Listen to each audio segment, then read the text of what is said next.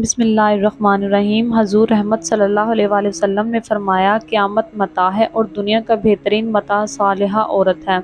اور صالحہ عورت کی تعریف یہ کی گئی ہے کہ مرد جب اس کو دیکھے تو خوش ہو جائے، اور جب وہ حکم دے تو اس کی اطاعت کرے، اور جب وہ گھر سے چلا جائے تو اس کی عزت اور اس کے مال کی حفاظت کرے۔ تو جس میں یہ خوبیاں ہوں وہ صالحہ خاتون ہے، اچھی خاتون ہے اور اچھی بیوی ہے۔ حضور نبی رحمت صلی اللہ علیہ وآلہ وسلم نے دواجی زندگی کے حسن پر کتنی خوبصورت باتیں ارشاد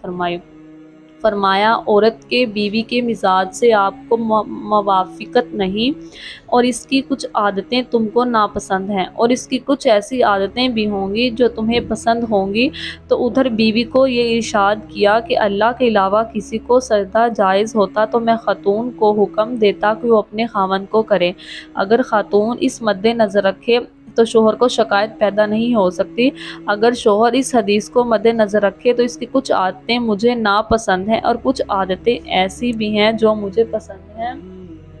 یہ ماں باپ کا گھر چھوڑ کر آئی ہیں، میرے لیے وطن چھوڑا ہے اور اپنا آبائی گھر چھوڑا ہے، بہن بھائیوں کو چھوڑ کر میرے لیے وقف ہو گئی ہے، تو یہ چیزیں یقیناً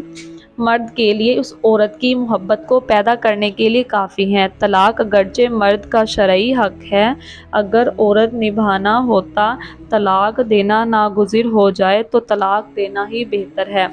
لیکن اس کے باوجود اگر کوئی شخص اپنی بیوی کو برداشت کرتا رہے تو قیامت کے دن رب کی رحمتوں کا حقدار ہوگا۔ جائز کاموں میں جو سب سے زیادہ برگزیدہ عمل ہے وہ طلاق ہے، اور جب کوئی شخص طلاق دیتا ہے تو خدا کا عرش بھی ہلنے لگ جاتا ہے۔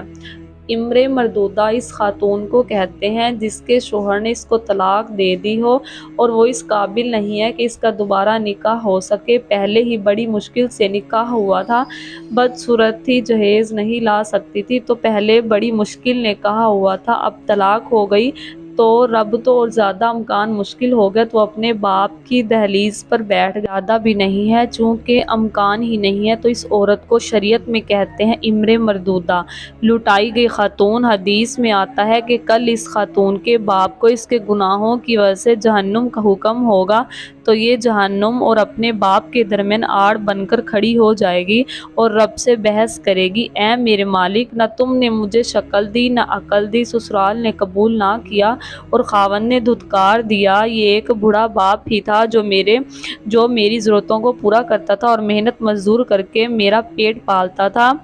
تو اے میرے مالک، میں تو اسے جہنم میں نہیں جانے دوں گی۔ اللہ سے لڑائی کرے گی، بحث کرے گی، الجھنیں پیدا کر دے گی۔ حدیث میں آتا ہے اللہ اس خاتون کی سفارش کی وجہ سے اس کے بوڑھے باپ کو جنت عطا فرما دے گا۔